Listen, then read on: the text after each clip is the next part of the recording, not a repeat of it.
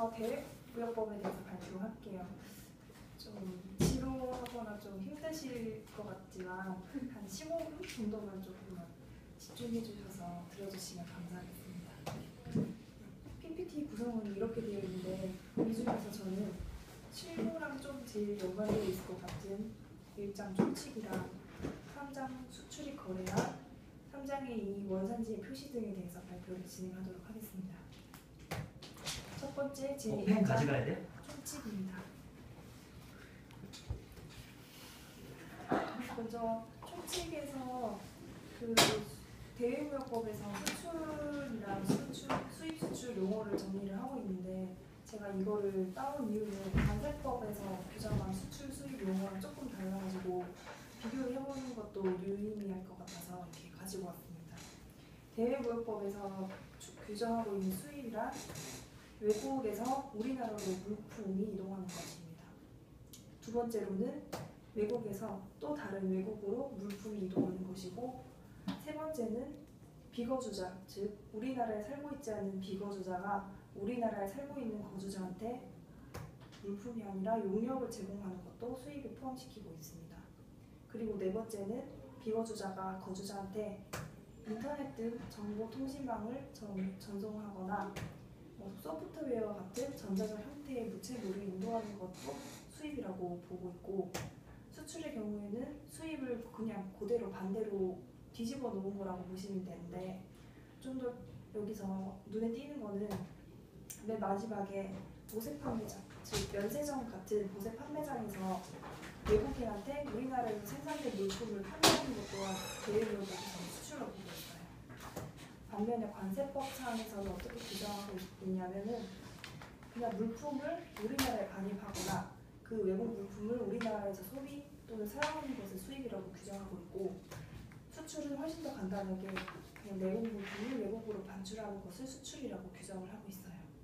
여기서 보시는 큰 차이점은 관세법은 물품의 이동만을 위주로 정의를 하고 있는 반면에 대외무역법은 용역 그리고 전자적 무채물도 수입 수출의 대상으로 포함시키고 있다는 점, 그리고 관세법은 우리나라랑 외국 간의 거래를 위주로 규정하고 있지만 대외무역법은 국내에서 발생한 거래, 국외에서 발생한 거래, 국내와 국외 간의 거래도 모두 수출입으로 포함시키고 있다는 점에서 대외무역법이 훨씬 더 용어를 넓게 정의하고 있다는 것을 확인하실 수 있습니다.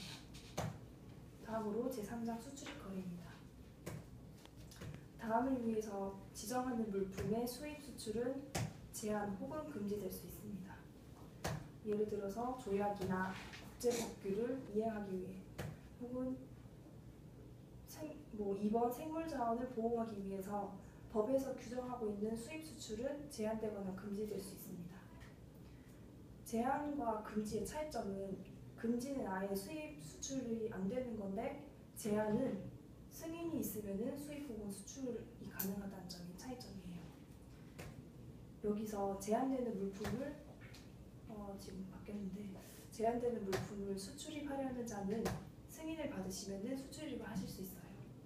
하지만 승인 없이, 하지만 외교관 등이 출입국 할 때 휴대하는 물품, 외국한 거래 없이 수입하는 물품, 해외 이주자가 해외 이주를 위해서 반출하는 물품은 승인 없이 수출을 하실 수 있고, 그렇다면은 이러한 수출입 제한 혹은 금지의 예시를 살펴보도록 하겠습니다. 수출이 금지된 물품, 아예 수출을 할 수 없는 부품은 옆에서 보시다시피 고래고기, 개의 생모피 혹은 이런 관련 제품은 아예 수출이 금지되어 있고, 수출이 제한된 물품, 즉 승인을 받으면 수출을 할 수 있는 물품은 보시다시피 인곳, 봉, 널말뚝 이런 건데 7로 HS 코드가 7로 시작하는 것이 대부분이라서 한국철강협회의 승인을 받으면 수출을 할 수 있는 물품이 대부분 제한으로 걸려 있습니다. 다음으로 수입이 제한된 물품은 강화유리, 엔진, 항공기 등과 같이 한국항공우주산업진흥협회의 승인을 받아야지 수입할 수 있는 항공기의 물품이 대부분이에요. 여기서 수입이 아예 금지된 물품은 없다는 것을 확인하실 수 있습니다. 다음으로는 전략물자에 대해서 설명하겠습니다. 전략물자란 수출할 때 허가법이 제한이지만 이동용도 품목, 즉 두 가지 이상의 용도로 사용할 수 있는 물품 혹은 군용 물자 품목을 말하고, 여기 전략 물자에서 물품뿐만이 아니라 기술도 포함하는데 다음의 기술은 전략 물자에 해당되지 않습니다. 일반에 공개된 기술, 기초과학 연구에 관한 기술, 출연에 필요한 기술, 유지 보수에 관한 기술은 전략 물자에 해당되지 않습니다. 이런 CL에 훨씬 더 정확하게 나와 있는데, 여기 예를 들어서 군용 무기 중에서 로켓 발사기 이런 거는 CL에 이렇게 나와 있어요. 아마 수출하시는 분들은 많이 보실 것 같은데, 여기 클릭하면은 전략 물자가 상세하게 기재가 되어 있습니다.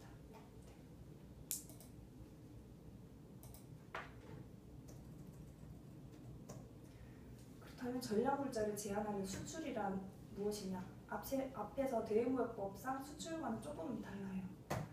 전략 물자를 국내에서 국외로 물리적으로 이동을 시키거나 우리나라 사람이 외국인한테 국내 혹은 외국에서 전략 물자를 그냥 이전하는 것도 제한하는 수출이라고 보고 있고, 기술의 경우의 수출은 인터넷을 통한 이전을 하거나 말 혹은 행위 혹은 컴퓨터 등의 정보 처리 장치를 통해서 이전하는 것을 기술 수출이라고 보고 있고, 이러한 전략 물자를 수출하려는 사람은 허가를 받아야 됩니다.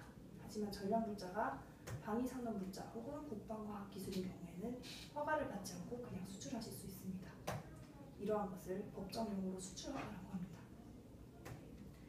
전략 물자에는 해당되지 않지만 전략 물자로 사용할 가능성이 높은 물품을 수출하려는 사람은 수입자 혹은 그 물품의 최종 사용자가 이 물품을 전략 물자로 사용할 것 같다라는 의도를 알아채거나 다음 각호에 해당되는 수출자가 그 물품을 수출할 때 허가를 받으셔야 됩니다.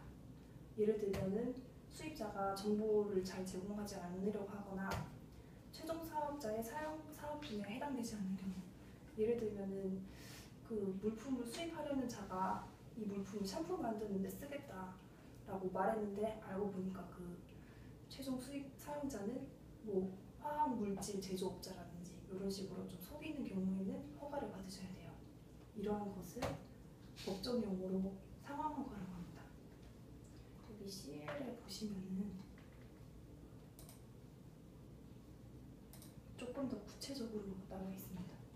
수출 허가의 경우에는 수출 허가를 받아야 되는 물품은 이러한 물품들, 반면 상황 허가를 받아야 되는 물품은 이런 물품들이라고 조금 더 명확하게 기재가 되어 있는 것을 확인할 수 있습니다. 하지만 다음의 경우에는 수출 허가, 상황 허가를 면제하는데 어떤 경우냐면은 해외에 파견된 우리나라 군대 등에 사용될 공용 물품을 수출하거나 선박이나 항공기의 운항을 위해 긴급 수리용으로 사용되는 물품을 수출하는 경우에는 허가를 받지 않으셔도 되는데, 대신 수출자는 보고서를 따로 제출해야 돼요. 또 전략 물자를 제3국에서 상국으로 이전하거나 중개하려는 자 또한 허가를 받아야 되는데, 이러한 것을 법정 용어로 중개허가라고 하고, 하지만 단 수출국에서 미리 수출 허가를 받았다거나 하는 경우에는 중개허가를 받지 않으셔도 돼요. 그리고 다음으로 전략 물자를 우리나라에서 환적하려는 자 또한 허가를 받으셔야 되는데, 이것을 환적 허가라고 규정하고 있습니다. 전략 물자가 좀 까다롭기 때문에 미리 수출하기 전에 미리 수출자는 전략물자관리원 혹은 한국원자력통제기술원에 이게 진짜 전략물자가 맞는지에 대한 판정을 신청하실 수 있어요. 예를 들면은 전략물자관리원 사이트에 들어왔는데 여기 전략물자 판정 허가를 클릭하시면 온라인으로도 자기가 스스로 판정을 하실 수 있어요.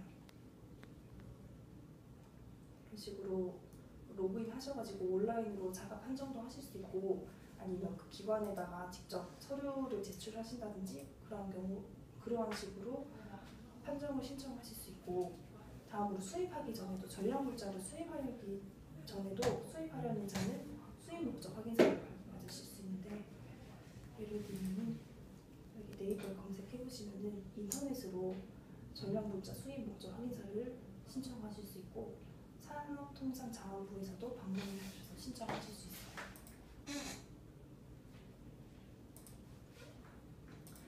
그리고 또뭐 플랜트 수출도 규정되어 있더라고요. 플랜트 수출은 미화 50만 달러 상당액 이상의 생활 설비를 수출하거나 설비와 용역이 모두 포함되어 포괄적으로 결합되어 있는 일괄 수주 방식의 수출도 규정되어 있고, 이런 수출을 하시려는 분들은 승인을 하셔야 됩니다. 다음으로 마지막으로 원산지 표시에 대해서 설명하도록 하겠습니다. 수입하시려는 분뿐만이 아니라 수출하시려는 분들도 물품의 원산지를 표시를 하셔야 돼요. 근데 그 형식이 법에 딱 규정되어 있기 때문에 법에 정해진 형태로만 하셔야 됩니다. 어떤 경우냐? 원산지 땡땡 중국, 중국산, 메이드 인 차이나, 프로덕트 오브 차이나, 메이드 바이 제조자의 이런 정보들, 컨트리 오브 오리진 땡땡 차이나, 이런 식으로만 하셔야 되고, 제가 옛날에 검사 걸렸을 때 그 물품에 그 제조자의 주소가 적혀져 있었거든요. 차이나라고 분명히 적혀져 있었는데 뭐 메이드 인 차이나라고 적혀져 있지 않기 때문에 이거는 원산지에 표시된 게 아니다라고 그렇게 말한 적이 있어요. 그래서 반드시 법에 규정된 형식으로만 원산지가 표시되어 있어야 세관에서 인정을 해주더라고요. 방법도 기재되어 있습니다. 한글, 한문 또는 영문으로 표시할 수 있고, 쉽게 판독할 수 있어야 되고, 식별하기 쉬운 위치에 지워지거나 떨어지지 않아야 되고, 원칙적으로는 물품에 인쇄를 하거나 박음질을 하는 식으로 물품에 직접적으로 원산지가 표시되어 있어야 되는데, 부득이한 경우에는 라벨이나 스티커를 붙이는 식으로도 원산지를 표시할 수 있습니다. 원칙은 물품의 원산지를 표시하는데, 다음의 경우 포장 용기에 원산지를 표시할 수 있어요. 어떤 경우냐? 크게 훼손되는 경우.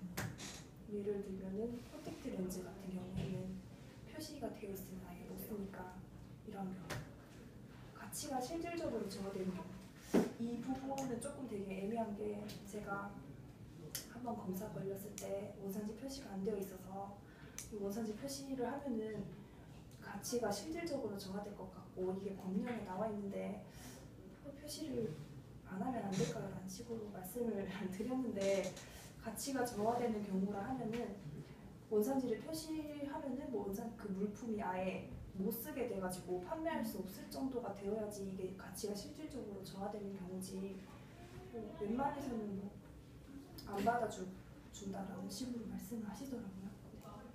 그리고 포장 혹은 용기에 봉인돼서 최종 구매자에게 판매되는 물품, 예를 들면 비누처럼 뜯어서 사용하는 물품이라든지, 혹은 의료기기처럼 물품에 세균이 들어가면 사용할 수 없다든지, 그런 경우에는 최소 포장 용기에 원산지를 표시할 수 있습니다.